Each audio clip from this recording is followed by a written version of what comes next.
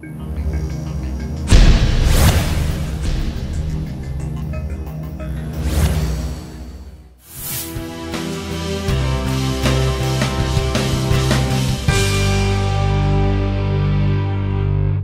alegria, boa tarde aos meus irmãos, ou boa tarde a todos.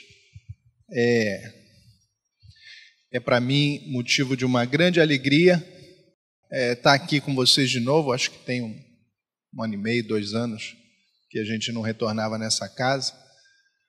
Uma casa tão querida e tão importante para o avanço, eu não diria do movimento espírita, mas o avanço da ideia espírita, né? O avanço dos valores espíritas, que, a despeito desse movimento belíssimo que é o movimento espírita, esta casa tem a tradição de fazer ressonar para ambientes, não necessariamente dos nossos confrades, o ideal espírita, né? O pilar fundamental de onde se constrói uma série de outras consequências científicas, sociais, mas fundamentalmente morais, capazes de transformar o ser humano, capazes de motivar e adestrar a sua vontade, provocando verdadeiras mudanças individuais que hão, dizem os filósofos, de fazer avançar a espécie como um todo e a sociedade em geral. Portanto, para mim sempre motivo de muita alegria estar aqui. A nostalgia advém do fato de que pela primeira vez, desde que eu adentrei no Instituto de Cultura Espírita do Brasil, aqui encontrei o semblante carinhoso, amigo, afetuoso, mas sempre radiante de sabedoria, intelectualidade, aplicada efetivamente ao que tem de melhor do ser humano, do amor, a saudosa memória da eterna presença, que, como a Amélia me advertia aqui, os videntes de plantão já nos disseram que ele jamais deixou de comparecer a nenhuma sessão e, portanto, já sentimos aqui as suas vibrações amorosas, professor Jorge André dos Santos. É muito feliz sentir, através da memória e do pensamento, a visualização da sua face e a sua presença a nos inspirar a todos. Ele que é um verdadeiro, junto com Deolindo, patrono desta casa. Não sei se já houve essa nomeação, Amélia, me desculpe aqui a intromissão de já fazer a referência. Como sempre, os temas a mim propostos não são fáceis. Para mim sempre fica um negócio do Serginho Malandro, a pegadinha, né? A pegadinha. Para aqueles que não me conhecem, eu sou advogado e tive o acidente de me dedicar durante alguns poucos anos da juventude ao estudo das ciências sociais, e que tive a oportunidade, e era um momento especial na vida, porque alguns traços das ciências sociais, muitas das vezes, minha amiga, te sugerem que a vida possa ser determinada pelas condições materiais de existência, né? É o que propõe o materialismo histórico, o marxismo. Outras nos suscitam algumas investigações das ciências que talvez fôssemos obra do mero acaso, do colidir de moléculas, né? E quantas das vezes o estudo da antropologia cultural, o estudo da história da espécie humana, não nos convidava a um olhar materialista clássico sobre o evoluir da espécie humana, quase que nos jogando a casca de banana a convidar a crença de que o materialismo pudesse prevalecer. Nesses poucos anos que me dediquei ao estudo das ciências sociais, muitas vezes recebi esse convite. Mas não por acaso recebi a bênção um pouco assustadora, né? De um fenômeno experiencial meu, que foi um momento em que eu despertei na cama. Uma pessoa muito querida havia desencarnado,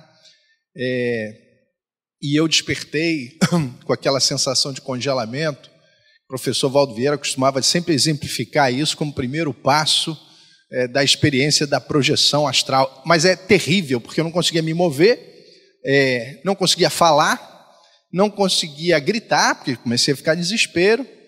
E falei, bom, se eu desencarnei, porque aí também as leituras pretéritas da doutrina espírita já nos sinalizavam algum rastro do que podia estar acontecendo. Falei, preciso sair daqui, fiz um esforço hercúleo para me movimentar, quando de verdade vi a projeção física deitada sobre a cama, com a cabeça no travesseiro, o que foi para mim estarrecedor, né? Morri de medo e automaticamente bati de novo na cama e despertei. Esse momento é simbólico, porque isso deve ter sido em 1986, enfim, eu tinha 21 anos, e estava ali encantado com o estudo das ciências, com a materialidade, com a epistemologia, e com todas as... estudando Freud, Lacan, convidando, né, entendendo os meandros da psicanálise, ou pelo menos tendo o primeiro contato, com todos os esforços da intelectualidade humana para vencer a ignorância. E isso é um pouco o que a gente vai falar aqui, quando, de novo, enfrentando o árduo desafio proposto pela nossa amiga, a gente foi convidado a discutir sobre sociedade de consumo e lei de conservação. Esse é o nosso tema da noite de hoje. Sociedade de consumo pouco se relaciona com o evento que eu contava, mas que contei apenas para explicar o porquê, às vezes, sou provocado com temas que visam aí, né, as áreas de interseção entre a filosofia, a sociologia, o direito.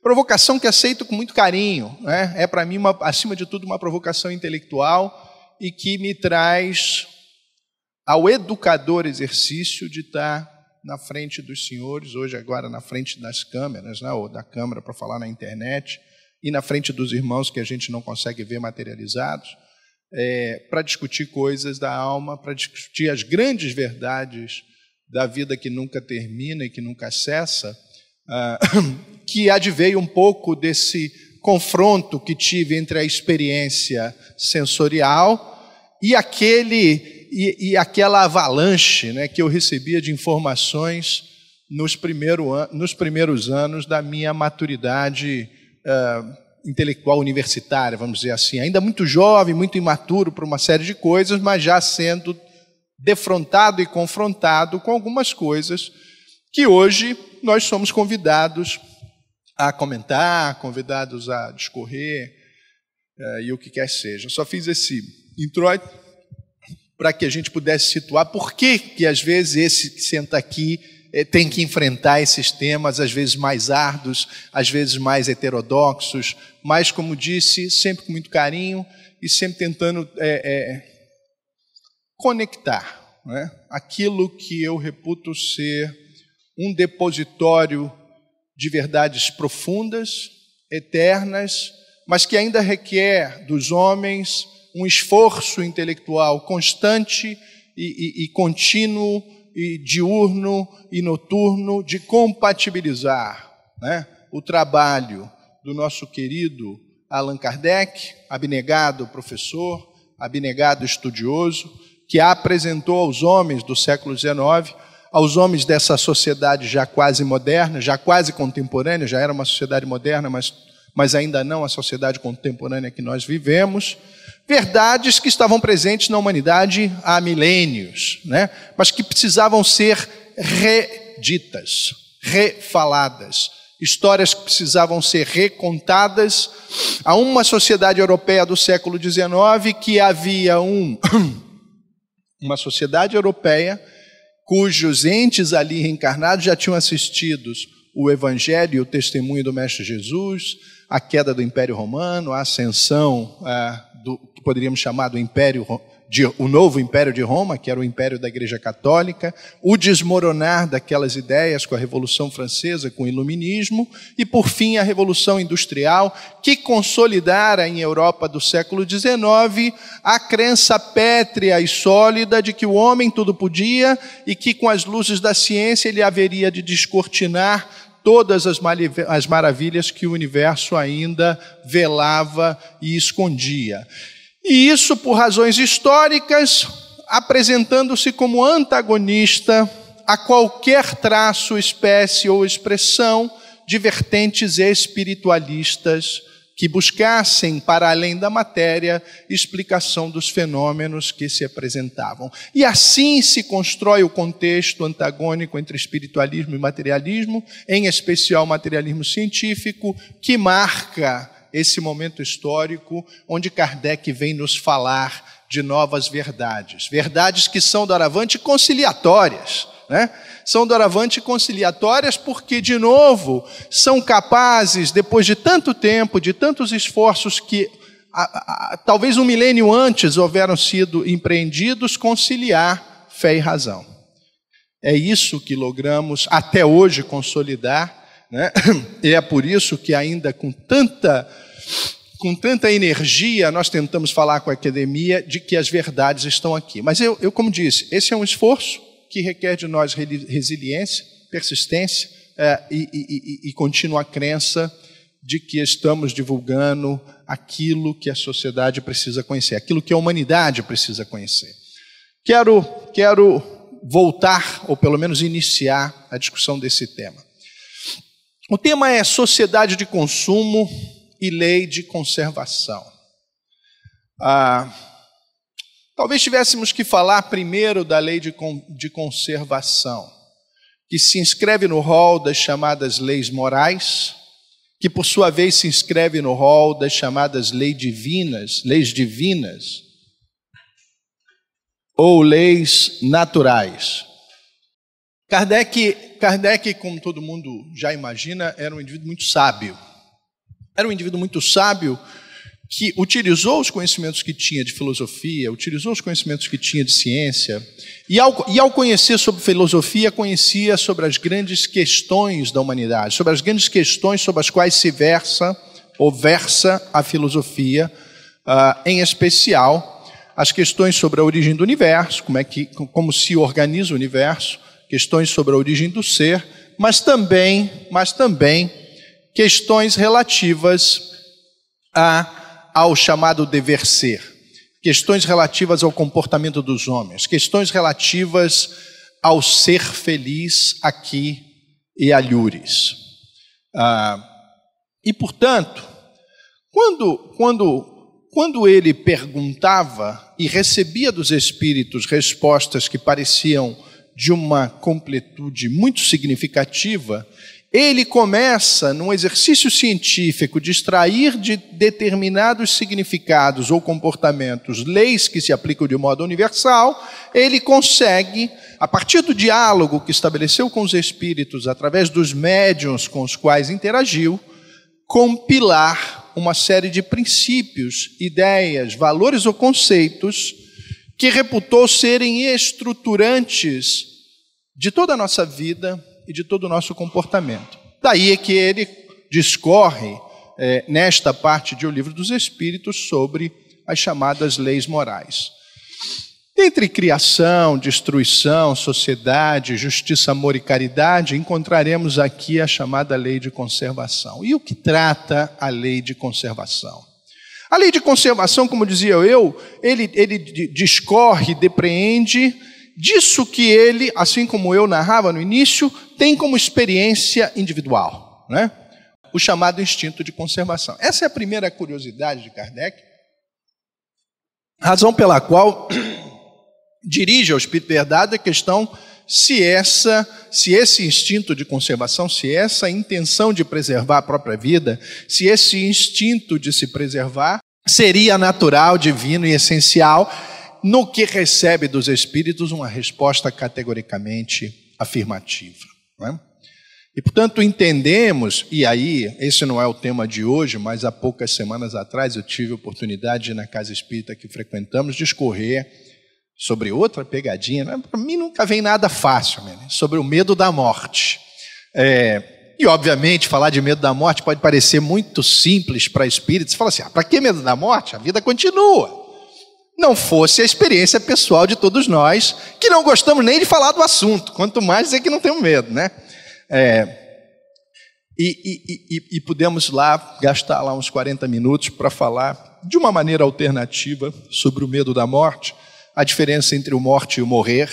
Muitas das vezes o nosso temor não está necessariamente naquilo que já conhecemos por uma centena de evidências, por múltiplas experiências, narrativas mediúnicas, fatos e evidências que o amigo Américo Borges costumava narrar na Rádio Rio de Janeiro, no seu programa em que comentava as cartas de Chico Xavier, e as coincidências, né, ou os silogismos que não se explicariam senão se você aceitar o fato de que o comunicante era realmente quem dizia ser, porque o médico através do qual se dava a comunicação não tinha a menor possibilidade ou elemento de causalidade que explicasse o fato dele deter determinadas informações.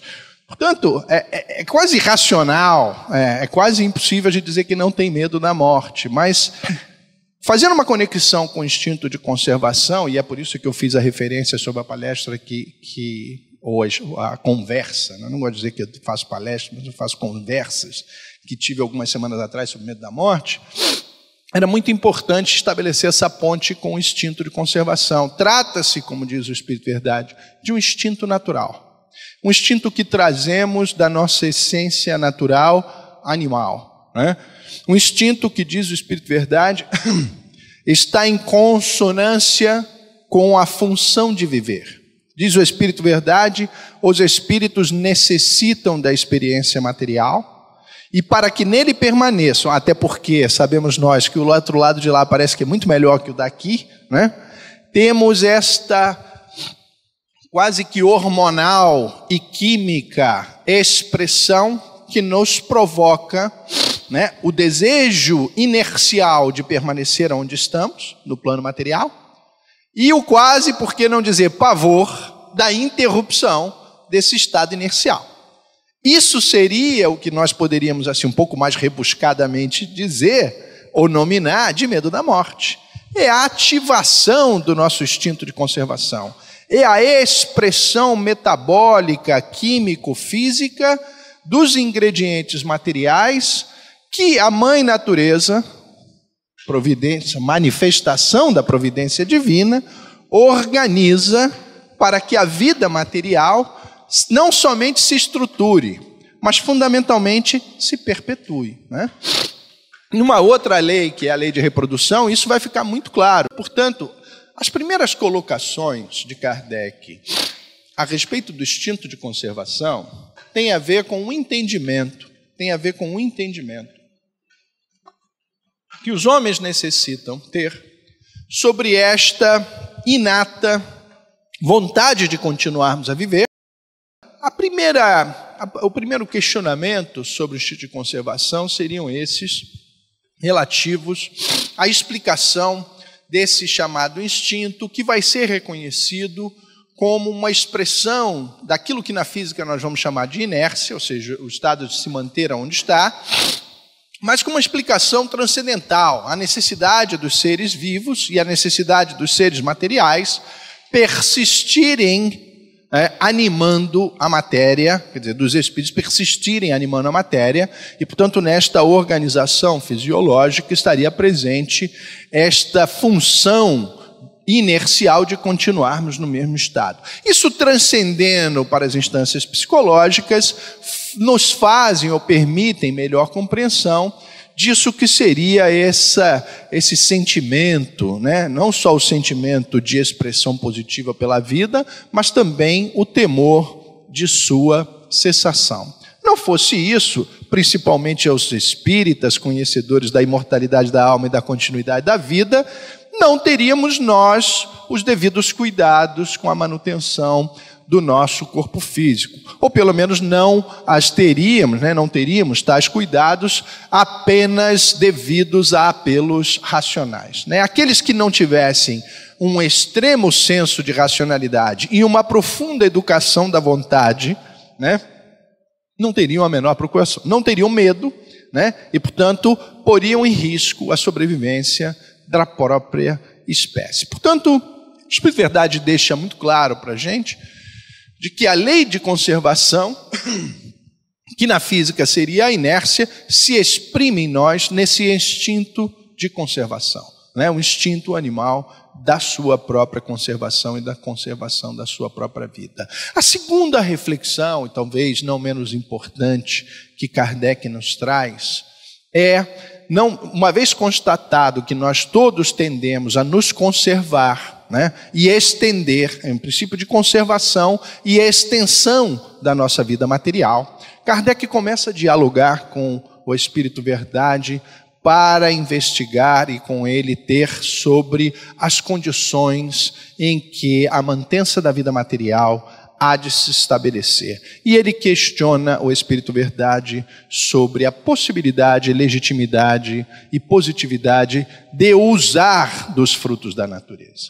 E o Espírito Verdade, em poucas palavras, nos fornece brilhantes lições sobre a manifestação incessante da providência divina, quando diz que a natureza tudo provê aos homens, né? A natureza tudo provê, e que ao homem é dada a faculdade de se valer da natureza, para dela extrair o seu próprio sustento. Mas o dela extrair o próprio sustento, e aqui eu já faço uma ponte com a chamada sociedade de consumo, não significa necessariamente ela explorar a exaustão para prover o próprio sustento, né? O que o Espírito Verdade parece nos propor é uma visão muito natural de que o homem está imerso na natureza e como tudo aquilo que demais existe na natureza em equilíbrio, em relação com ela, provê o seu próprio sustento e garante a sua própria conservação, que é, ao seu turno, uma lei moral e divina, garantindo harmonia, sintonia e sincronia a orquestra divina ou a concertação divina que é o nosso planeta e o mundo em que nós existimos. Terceira dimensão, ou terceira fase, da digressão sobre as leis morais, especialmente a lei de conservação. Kardec ainda questiona dois outros elementos. Primeiro ele pergunta, é justo tirar os frutos da terra? É justo se valer de outros animais? E o Espírito Verdade fala, claro, no estádio em que vocês ainda se encontram, a carne ainda alimenta a carne. Até questões sobre... E hoje está muito na moda, né? Restaurante vegano, todo mundo está virando vegano. A geração de milênios, todos está virando vegano. Eu acho que isso é expressão do nosso avanço espiritual, né? São as crianças índico, né? São as crianças cristal, que realmente estão chegando a essa consciência que é melhor não se alimentar de outros seres animais, mas isso é outra conversa, isso é outra discussão. Mas a princípio, e aí tem toda uma casuística espírita sobre os bifes, né, de que falava Chico Xavier, né, toda essa celeuma de comer ou não comer carne, que, como eu disse, não é objeto da nossa discussão aqui. Mas o fato é que o Espírito Verdade textualmente usa essa frase, no estado em que vós ainda encontrais a carne ainda alimenta a carne. Mas na sequência dessa discussão, Kardec propõe ainda dois temas ao Espírito Verdade, que são o gozo, né, dos bens materiais, em primeiro lugar perguntando se é lícito e justo gozar, né, porque olha como ele gradua. A primeira fase da digressão, da reflexão sobre as leis morais, em especial, a primeira fase, o primeiro elemento da reflexão sobre a lei de conservação é a constatação de que ela é uma lei, né? E de que, portanto, todos nós tendemos a esse estado, né, de desejar permanecer onde estamos, vivos, né, e de temermos a extinção do nosso estado atual, a transformação. Isto é da natureza. Por quê? Porque é ruim estar morto? Não, não é porque é ruim estar morto. É porque precisamos estar vivos enquanto assim o Papai do Céu entender necessário. Porque concordamos todos que é Ele e a providência divina que liga o clique e desliga o clique, que inicia e interrompe a nossa navegação pelo oceano da matéria. Não é isso? Muito bem. Esse é o primeiro ponto. Depois ele pergunta, é justo que usemos da matéria e da natureza para provermos o nosso próprio sustento? e faz isso no nível, seria muito cansativo aqui eu ler para vocês todos os artigos, mas é isso que ele questiona e demanda ao Espírito Verdade. O Espírito Verdade fala sim. Agora, olha como Kardec é um professor absolutamente perfeito. Primeiro, temos esse instinto e temos essa necessidade e, consequentemente, temos esse temor. Segunda princípio e segunda afirmação. Temos, vou usar uma expressão que o Espírito Verdade não usa, temos um direito natural de, em relação continuada com a natureza, tirar dela o nosso próprio sustento, né? É através da relação com a própria natureza que garantimos a nossa conservação no plano material. Terceira indagação de Kardec. É possível, legítimo e positivo que gozemos dos frutos da matéria? Podemos extrair prazer? Podemos ter positividades ou felicidades na relação com a matéria? Né? Podemos tirar um fruto açucarado e sorvê-lo em contemplação da linda paisagem? Podemos, ao invés de tanto trabalho, termos interrupção para nos banharmos nas águas cristalinas que descem da montanha, na mais bela cachoeira da serra? Podemos nos permitir sentir prazer num banho de mar, numa praia paradisíaca do trópico da Oceania? A espiritualidade vai dizer sim. Sim, ao homem é dado a possibilidade de gozar dos frutos na natureza. Ao homem é dado legitimamente, porque também o repouso é uma necessidade, o prazer é uma necessidade. O homem na terra não está condenado à frustração e à infelicidade. É direito legítimo dos espíritos, inclusive dos encarnados, a busca da felicidade. Ainda que ela não seja plena no plano material, temos sim direito a experiências felizes. E algumas dessas experiências felizes serão resultado de contatos que teremos com produtos materiais, produtos que tiramos da natureza, expressões da matéria. Seremos felizes em experiências materiais, ou com experiências materiais.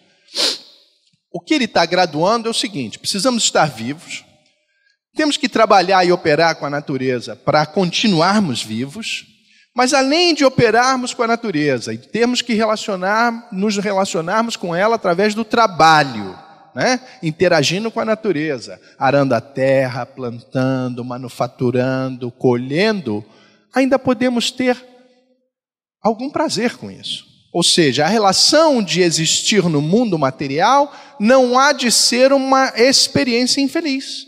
Podemos ter, sim, gozos materiais, né? Nesse processo de relacionamento, trabalho e operação com a própria natureza.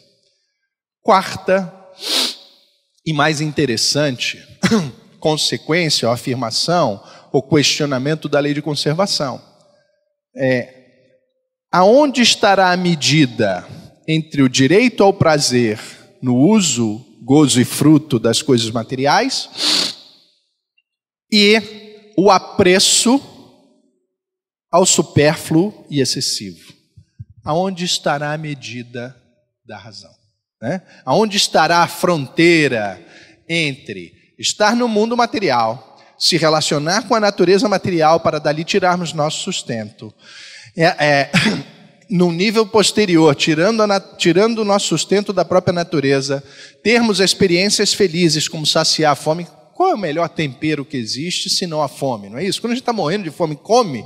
Além da gente saciar a necessidade metabólica de provermos alimentos e as substâncias químicas, vitaminas, sais minerais, gordura e açúcar, para mantermos a nossa usina, né, de combustão, porque nós somos quase uma usina termodinâmica ou termoelétrica, né? Eletricidade aqui e térmica aqui, né, queimando açúcar ou gordura. Além disso, nós temos o direito ao prazer, né? O prazer, aliás, gordura e açúcar, né, são as fontes infinitas de prazer. O problema, inclusive, é quando a gente combina os dois. E a insulina já não está funcionando muito bem, aí mesmo que as gordurinhas se acumulam.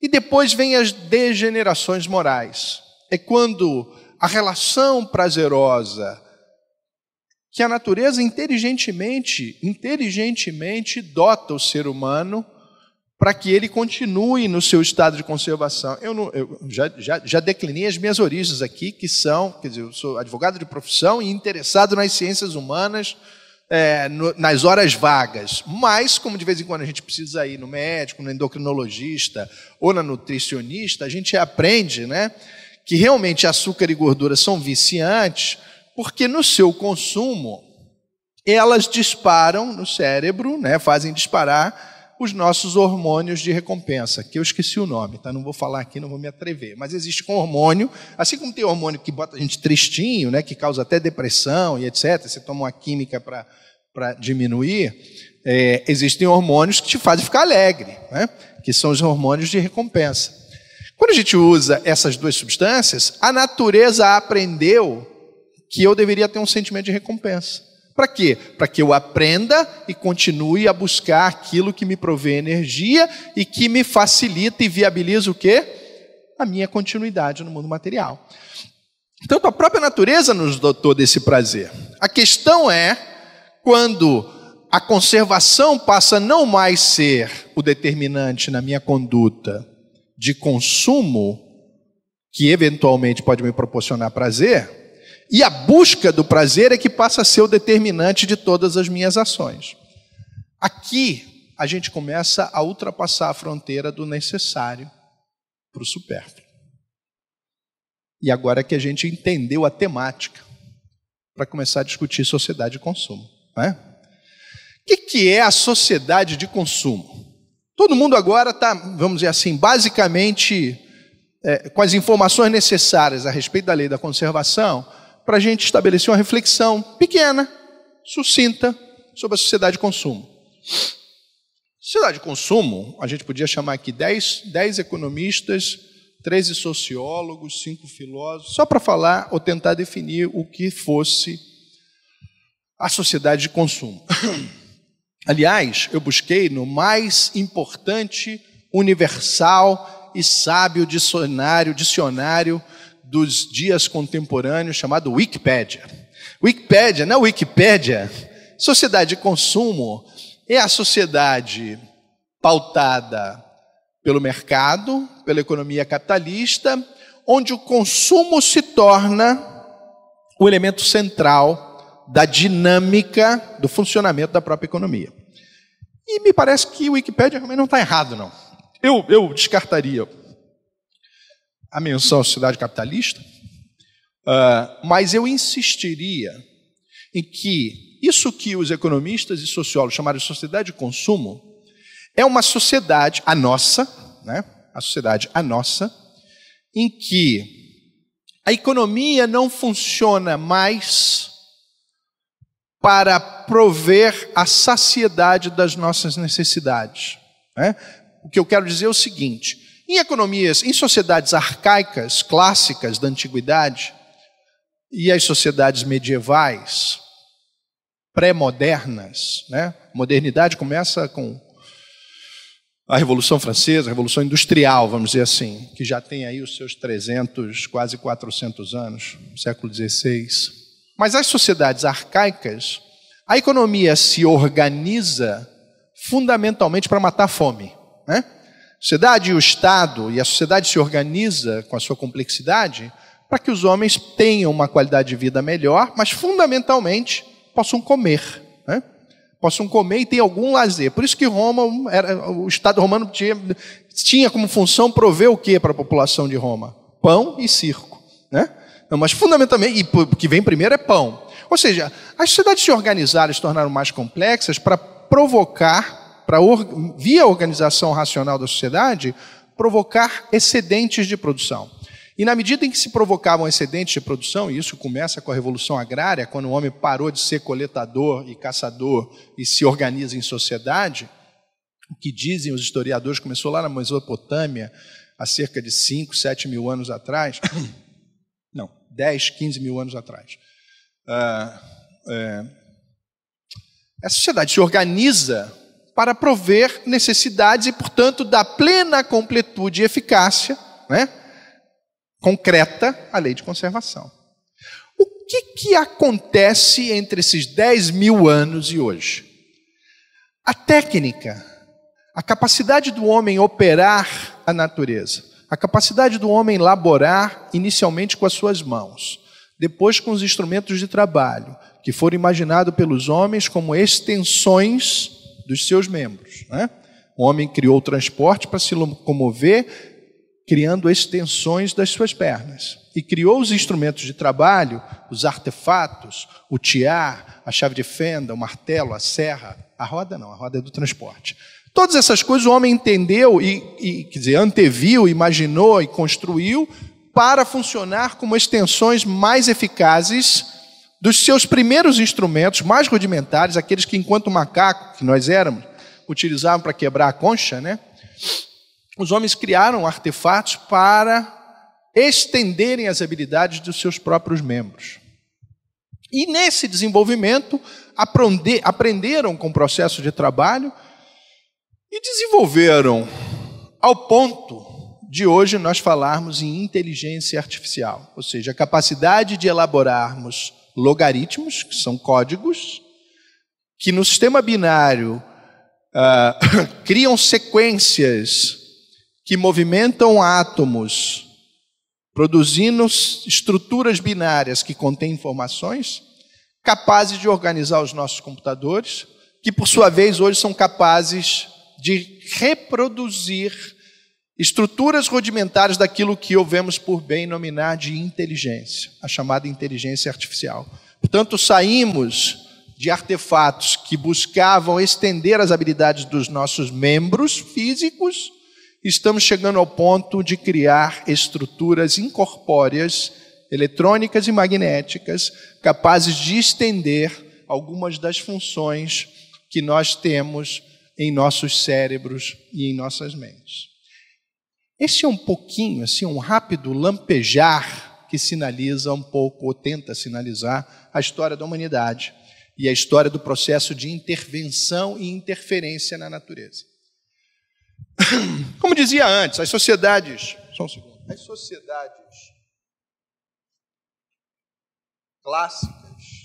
clássicas, antigas, pré-modernas, se organizavam para saciar as nossas necessidades.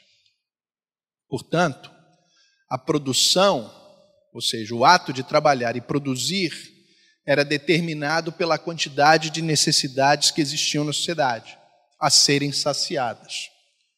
O nosso ultradesenvolvimento tecnológico, aliado, e aí eu não vou ter tempo para contar como é que isso aconteceu, há um crescente apego pelo sensualismo, pelas experiências de prazer, pelos gozos dos bens materiais, né? Esta combinação de apego ao supérfluo, entendendo aqui o supérfluo, não na acepção comum que a gente tem, todo mundo acha, não, ninguém precisa do supérfluo, a gente só precisa do básico necessário, porque todos somos santos, estamos só missionários aqui, né? Todos nós somos missionários, já não precisávamos estar encarnados aqui, só precisamos do básico e não gostamos do supérfluo. Não estou falando desse supérfluo. Estou falando de supérfluo como tudo aquilo que ultrapassa a sua necessidade vital de sobrevivência e que ao longo da história o homem foi superando, cada vez tornando mais fácil para alguns homens, tá, gente? A gente ainda tem lugares no planeta onde as pessoas literalmente padecem de fome. Mas se a gente olhar para as sociedades centrais, há toda a evidência, há alguns milênios elas resolveram a questão das necessidades mais básicas e buscaram a exuberância, buscaram o belo. Isso já acontece nas sociedades clássicas em que desenvolveram a arte. E daí vão aos requintes da gastronomia, aos requintes da arquitetura, aos requintes da acumulação privada do capital, ao excesso, né? Isso é o porquê. E nesse momento não é possível estabelecer juízos de valores, mas apenas constatações históricas. O homem adquiriu capacidade de experimentar e incrementou o seu desejo de experimentar essas sensações na mesma velocidade ou proporcionalmente à sua capacidade de operar a natureza. E criamos uma sociedade, e eu acho que a gente consegue chegar onde eu queria demonstrar, onde, como eu disse, nas sociedades clássicas, a produção é determinada pela necessidade. E, portanto, você consome aquilo que necessita. E você produz aquilo que vai ser consumido na medida em que se necessita. Como a gente desenvolveu tanto o gosto pelo supérfluo, como a gente desenvolveu tanto a possibilidade de produzir, hoje eu não produzo apenas aquilo que eu tenho necessidade. Porque a minha capacidade de produzir foi desenvolvida ao extremo, foi potencializada ao extremo. E isso é valor humano, isso é conquista humana. No processo de aprendizagem, no processo de desenvolvimento da tecnologia, no processo do trabalhar, no processo de interferir e se relacionar com a humanidade, o homem tem alguns milênios de experiência e acumulou muito conhecimento e acumulou muita capacidade de produzir. Muito além das necessidades que os homens que desenvolveram esse aprendizado efetivamente tinham. E, portanto, hoje, meus irmãos, não se produz para saciar necessidade. Se produz tanto que é preciso criar nos homens novas necessidades. E, portanto, o que determina a produção não é mais o saciar das necessidades. O que motiva a produção é a necessidade de enfatizar o consumo e criar novas necessidades, porque a lógica da produção e do mercado assumiu predominância e prevalência sobre a lógica do existir e conservar. Como que se acumular e experimentar o prazer da acumulação e o prazer sensorial tivesse, e é fato, né, assumido como lógica determinante a lógica da simples sobrevivência, né? E daqui a gente pode tirar uma série de conclusões. Alguém discorda que hoje se produz mais do que se necessita? Alguém discorda que a indústria precisou criar estratégias da chamada obsolescência programada? O que é obsolescência programada? Obsolescência programada é eu lançar um produto hoje no mercado e já ter na manga o produto que eu vou lançar daqui a 3 anos, porque todo mundo vai achar que o que eu lancei hoje já ficou velho, ultrapassado, e o cara precisa ter um novo. Alguém aqui tem aquele Motorolazinho ainda, aquele que abre assim, que não tira foto, né? No Globo aparece lá, celular para idosos, mas só ali, eu acho que ninguém compra aquilo. Todo mundo ainda quer ter um smartphone, né, que você possa ficar no WhatsApp, ver o Facebook, tirar foto do netinho, do marido, da namorada. Não importa. Alguém acha hoje que não ter um cellphone, um smartphone, não seja uma necessidade? Alguém acha hoje que não ter televisão não seja uma necessidade? E não é, mas para nós é. Isso é sociedade de consumo. É uma sociedade que cria necessidades que não existem para desenvolver e fomentar o consumo, que ativa a produção, que não mais é produzida porque você tem necessidade. Ela é produzida porque ela é produzida para que, através de estratégias outras, e a ciência do marketing é a expressão disso, né? Se inventou essa ciência do marketing, que é fazer com que o mercado crie para você desejos que você antes não tinha. Ou que entenda hoje quais os desejos você vai ter amanhã, tendo em vista a tendência das experiências sensoriais, o que te provoca e o que você vai possivelmente ter vontade de ter lá na frente. Algumas consequências morais e sociais a gente tira disso. Em primeiro lugar, a gente poderia trazer para cá imediatamente o debate dos efeitos negativos. Do jeito que eu falei, pode até parecer muito bacana, e o é. E Kardec tem um comentário, que eu acho que é com o qual eu gostaria de concluir, porque sou um otimista, mas o fato é que a gente poderia trazer de imediato, para estabelecer aqui uma conexão, o tema da ecologia, o tema do exaurimento dos recursos naturais. Esta sociedade, e essa sociedade, a sociedade humana contemporânea, ela tem grandes vitórias, né? No século XVIII e no XIX, A teoria de Malthus ainda propunha que nós não teríamos condição de alimentar mais do que 500 milhões de pessoas no planeta Terra. Hoje nós temos 6 bi, tem gente que ainda passa fome, mas a gente ainda consegue alimentar, né? Ele achava que a capacidade das plantas se reproduzirem, e olha que Malthus, ele pensou dentro de um estándar tecnológico do seu tempo, né? Mas ele não acreditava e ele não tinha elementos para supor o quanto a tecnologia seria capaz de incrementar a capacidade de produção de alimentos da Terra, né? Bom, quem é da indústria de fertilizante não gosta da expressão agrotóxico, ele diz que é fertilizante, né? O protetor químico, né? Defensivo agrícola é o nome politicamente correto. Quem trabalha na indústria de fertilizante, de agrotóxico, chama de, né? Acabei de esquecer agora a expressão.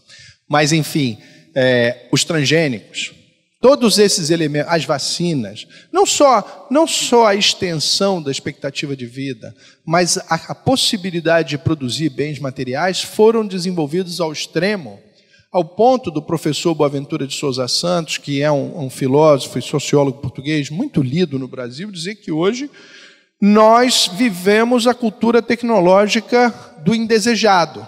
Nós somos capazes de produzir mais do que necessitamos consumir, nós somos capazes de produzir os elementos da nossa própria destruição, porque a espécie humana foi capaz de desenvolver tecnologia capaz de erradicar a raça humana do planeta. É o desenvolvimento dos artefatos atômicos. Quer dizer, a tecnologia e a técnica foi capaz de saciar algumas e muitas necessidades humanas, satisfazer alguns desejos, mas foi também capaz de desenvolver degenerências, ou seja, de desenvolver elementos negativos, de desenvolver fontes da nossa própria destruição, né?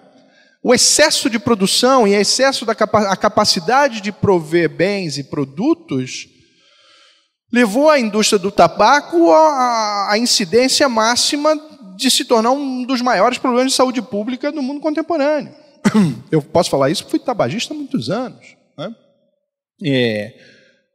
Podemos desenvolver aí e discorrer sobre outras indústrias, não só as clássicas negativas, a gente pode falar aqui do álcool, das drogas e do tabaco, mas também a indústria alimentícia. Hoje, a maturidade moral da sociedade contemporânea olha para as indústrias de fast food hoje já com olhar crítico, né?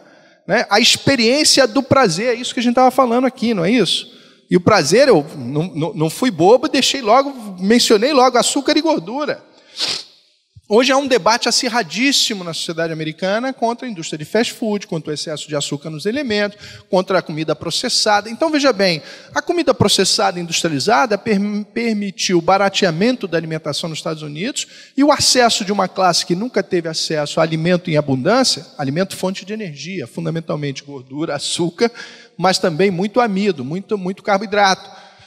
Mas a industrialização permitiu baratear isso. Levado ao extremo, isso trouxe o problema da obesidade, que é um problema de saúde pública na sociedade americana. Sociedade do consumo. Por quê? Porque se passou a produzir não mais apenas para saciar a vontade do indivíduo. Passou a se produzir para que eu, na lógica da produção, eu não quero aqui ser político, mas uma produção que se pauta pela acumulação. E aqui está, vamos dizer assim, a pauta que nós precisamos refletir quando nos somos provocados a pensar em sociedade de consumo e lei divina, moral, social, de conservação. Porque tudo bem, querido? Qual é a tensão que a gente vive hoje? A sociedade de consumo, não sei se tive todo o tempo do mundo para tentar dar um contorno claro a ela, mas é uma sociedade que se pauta pela produção, cujo consumo é a marca e não necessariamente a satisfação de necessidade. Antigamente, consumo era o subproduto da satisfação de necessidade e para isso você produzia. Hoje você produz não para que a satisfação da necessidade seja o produto e o consumo subproduto, consequência. Você produz para que seja consumido e você ganha dinheiro e se satisfazer a necessidade, legal. Mas satisfazer a necessidade não é mais o elemento preponderante, é o consumo em si, e não a satisfação da necessidade. O que acontece na sociedade, nas mentalidades das pessoas que entraram nesse ciclo da sociedade de consumo? A lógica do mercado e da produção invade e estrutura a maneira como a gente vê o mundo. E como é que é a lógica do mercado e a lógica da produção? É uma lógica que propõe sempre trocas supostamente equivalentes, mas que tem como fundamentalmente valor principal que alguém acumule mais do que o outro. Ou seja, a lógica da produção capitalista que se estabelece no mercado é: eu troco equivalências de valor, mas dentro do processo de trocas de equivalência de valor, eu aumento meu estoque de valor. Eu sou um acumulador, não é? Eu acumulo valor. Eu troco equivalentes com você e acumulo o meu ativo de valores. Sociedade de consumo. Vamos pensar numa sociedade moralmente avançada, que não existe entre nós. Vamos pensar num planeta, numa galáxia distante, num planeta de regeneração. Mas que ainda não é aqui. Mas lá eles já estão nessa. Nos visitam de vez em quando nas suas naves intergalácticas. Mas estão num estado de evolução muito superior ao nosso, tendendo a uma sociedade crística.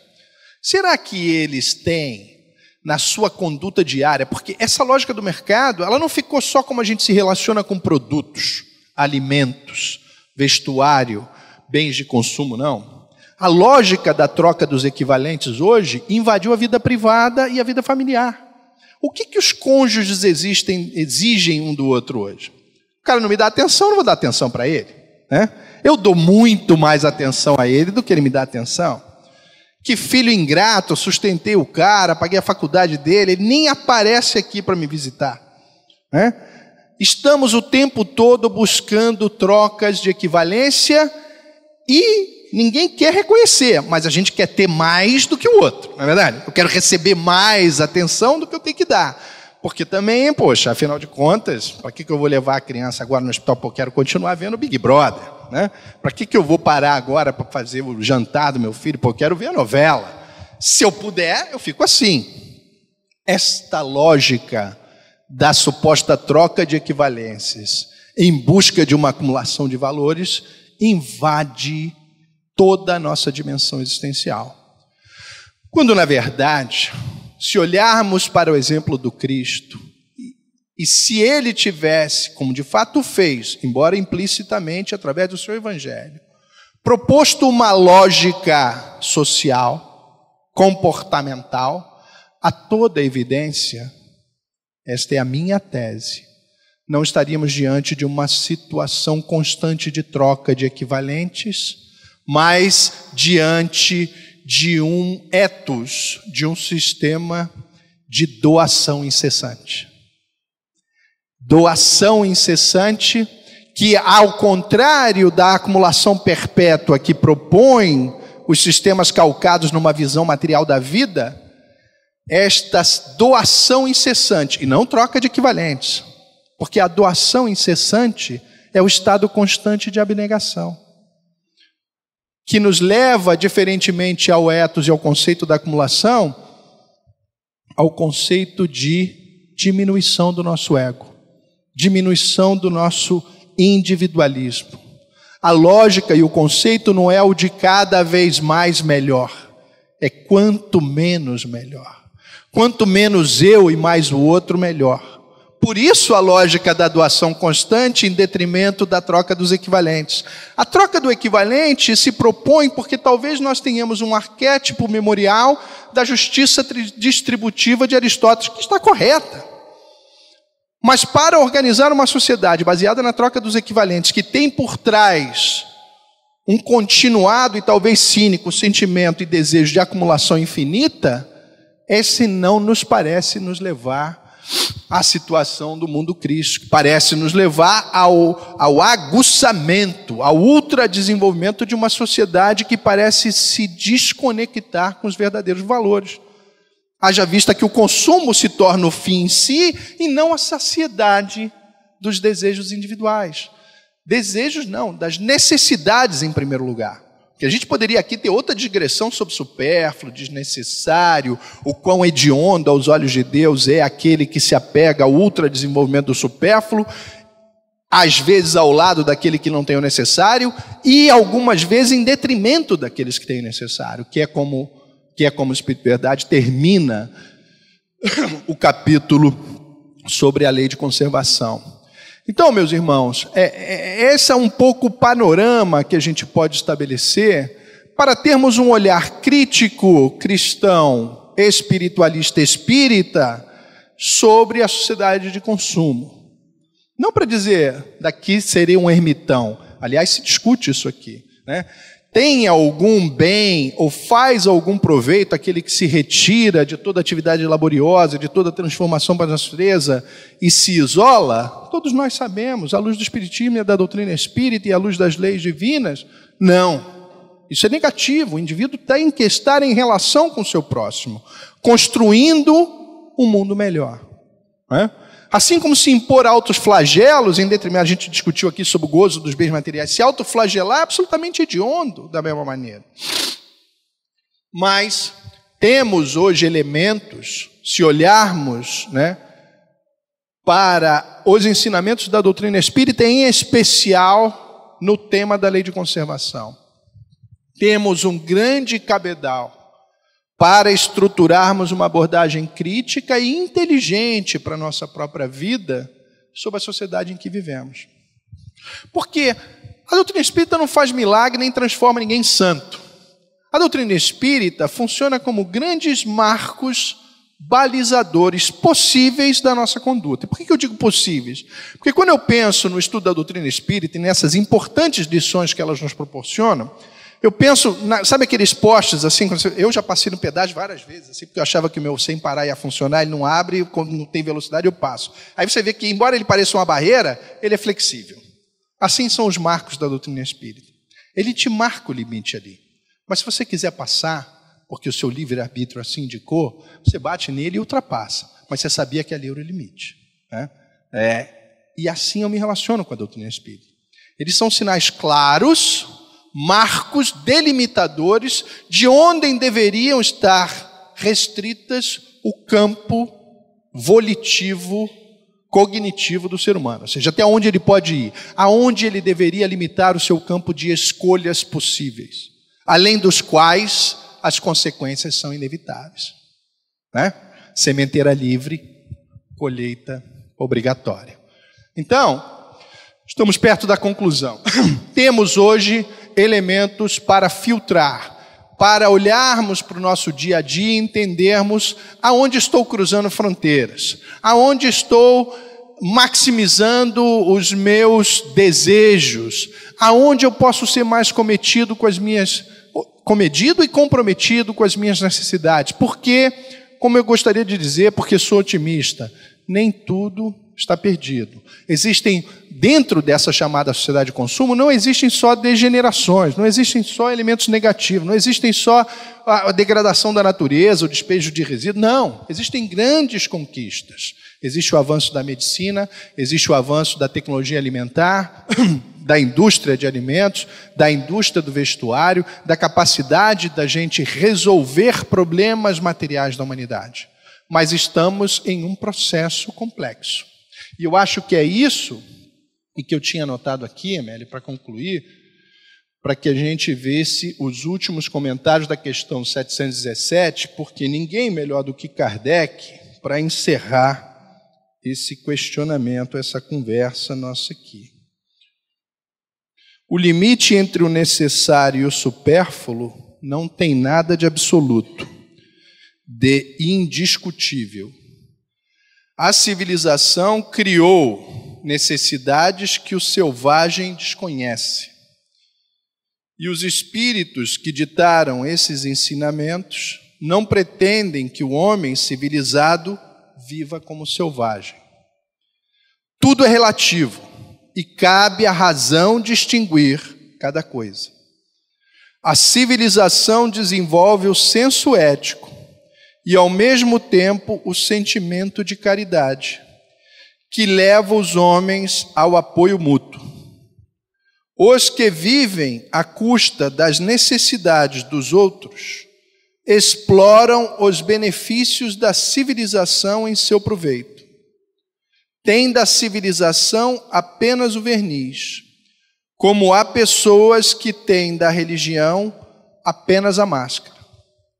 Portanto, apenas para que lembremos-nos, em conclusão desta conversa, a grande bênção da doutrina espírita é nos convidar, como sugeria Santo Agostinho, à autocrítica diária, à reflexão diária incessante e incansável sobre a nossa conduta e sobre o papel que estamos desempenhando em nossa experiência material, ordenada pelo nosso instinto de conservação e por ele perpetuada, para que possamos atingir os fins que a nossa presente encarnação comporta e carrega.